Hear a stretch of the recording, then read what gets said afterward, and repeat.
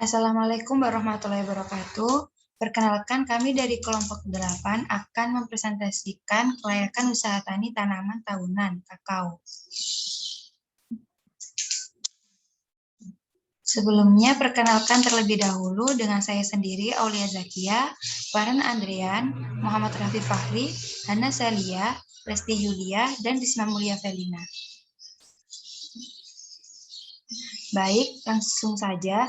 Menurut Kadaria tahun 1999, untuk mengetahui daya tarik suatu proyek, ada 3 kriteria investasi yang dapat dipertanggungjawabkan, yaitu Net Present Value atau NPV, Internal Rate of Interest atau IRR, dan Net Benefit Cost Ratio atau Net B atau C. Net Present Value atau NPV yaitu nilai kini atau sekarang dari suatu proyek setelah dikurangi dengan seluruh biaya pada suatu tahun tertentu dari keuntungan atau manfaat yang diterima pada tahun bersangkutan dan didiskontokan pada tingkat bunga yang berlaku. Internal Rate of Return adalah suatu tingkat suku bunga maksimal yang dibayarkan oleh suatu proyek untuk semua investasi dan sumber daya yang digunakan. Benefit Cost Ratio adalah suatu cara evaluasi proyek dengan membandingkan nilai sekarang seluruh hasil yang diperoleh proyek dengan nilai sekarang seluruh biaya proyek. Suatu proyek dikatakan layak bila proyek tersebut memenuhi kriteria sebagai berikut. NPV lebih besar dari 0, IRR lebih besar dari diskon rate yang sedang berlaku, Net B atau C lebih besar dari 1. Cara perhitungan NPV merupakan cara yang paling praktis untuk mengetahui apakah proyek itu menguntungkan atau tidak. Kriteria lain adalah IRR dan Net B atau C.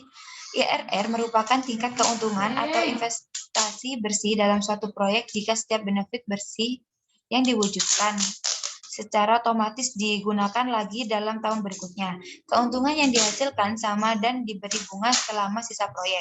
Sedangkan net B merupakan perbandingan di mana pembilangnya terdiri dari present value dari total biaya bersih.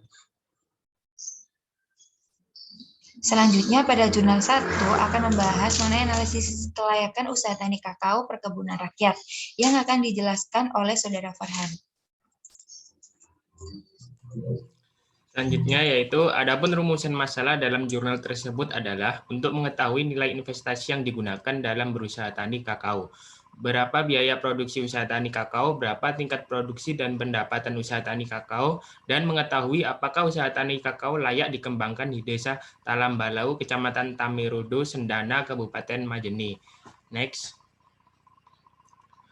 Berdasarkan analisis produksi, pendapatan dan penerimaan kakao, yakni rata-rata penerimaan usaha tani kakao dengan 70 responden, di mana penerimaan usaha tani kakao per petani sebesar 40 juta sekian, sedangkan biaya produksi sebesar 5 juta sekian, sehingga pendapatan bersih yang diterima oleh per responden, yaitu 34 juta sekian, kemudian rata-rata penerimaan usaha tani kakao per hektar 20 juta sekian, sedangkan rata-rata biaya produksi sebesar 3 juta sekian per hektar.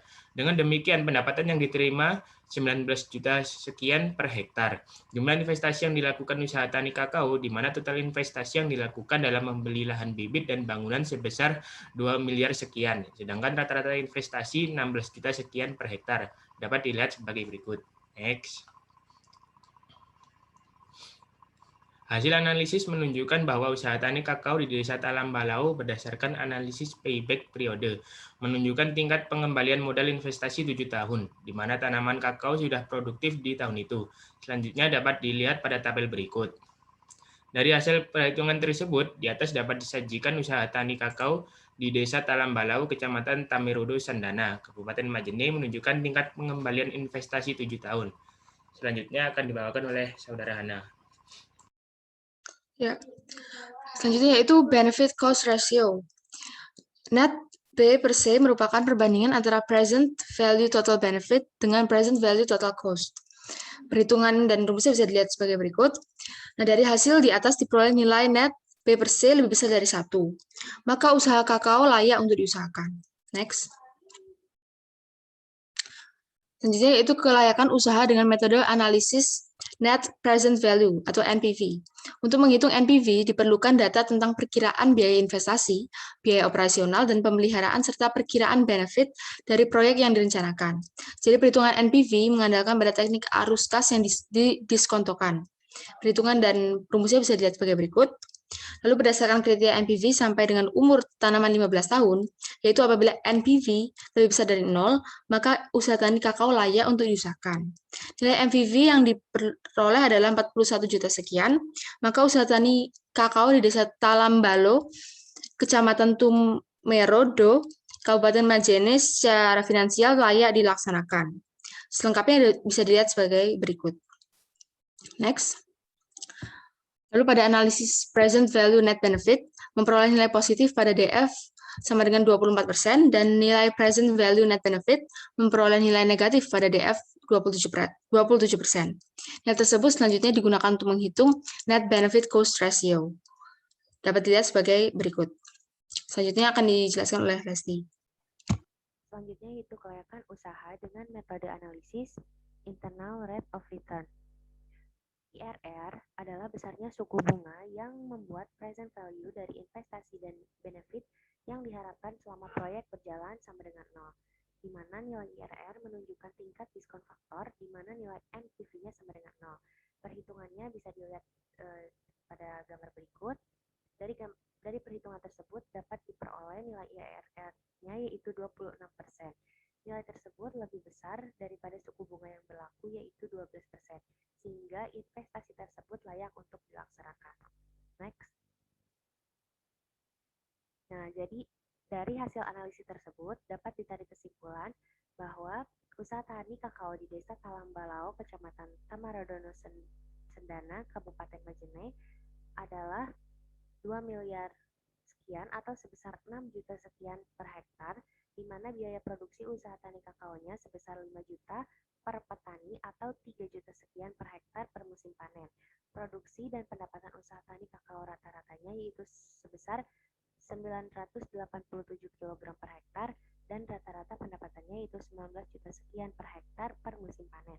Usaha tani kakao ini layak untuk dikembangkan, di mana nilai B per se rasionya itu 2,1, nilai NPV-nya sebesar 41 juta sekian, nilai IRR-nya lebih tinggi 24% dari nilai suku bunga 12%, dan payback periodnya yaitu 7 tahun. Next. Jurnal yang kedua yaitu analisis kelayakan finansial usaha tani kakao di Kecamatan Kasimbar, Kabupaten Parigi Motong, yang akan lebih lanjut dijelaskan oleh Saudara Raffi.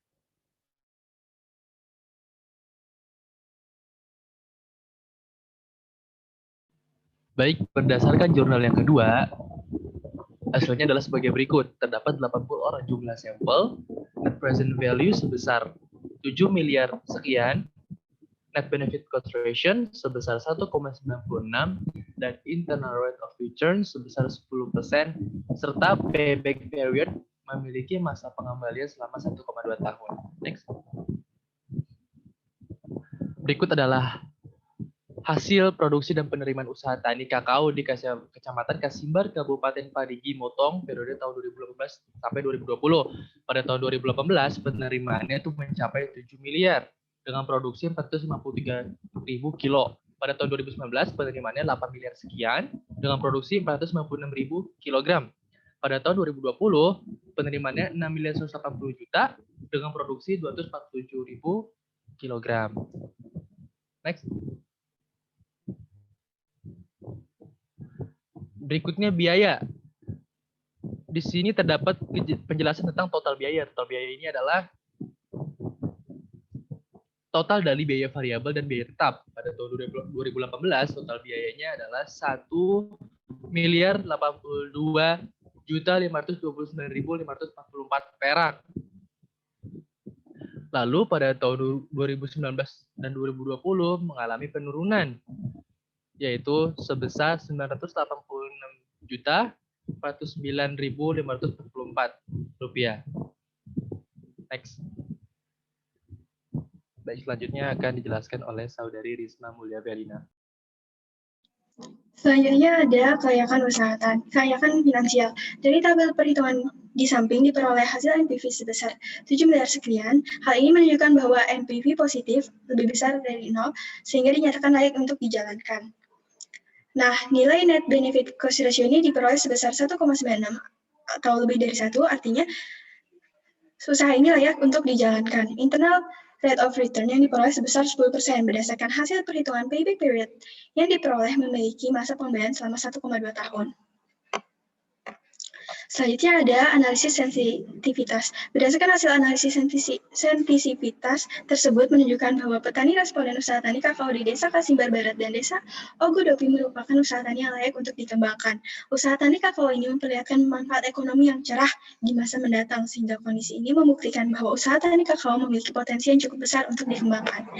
Kesimpulan dari jurnal kedua ini yaitu secara finansial usaha tani kakao di Desa Kasimbar Barat dan Desa Ogodopi layak untuk dibudayakan jika melihat perhitungan NPV sebesar 7 miliar sekian, net depresi sebesar 1,96, RR sebesar 10%, dan payback period sebesar memiliki masa pembelian selama 1 tahun 2 bulan. Berdasarkan hasil analisis sensitivitasnya menunjukkan bahwa petani responden usaha tani kakao di Desa Kasimbar Barat dan Desa Ogodopi merupakan usaha tani yang layak untuk dikembangkan. Usaha tani ini memperlihatkan manfaat ekonomi yang cerah di masa mendatang, sehingga kakao memiliki potensi yang cukup besar untuk dikembangkan. Sekian presentasi dari kelompok kami mengenai kelayakan usaha tani. Kurang lebihnya mohon maaf. Wassalamualaikum warahmatullahi wabarakatuh.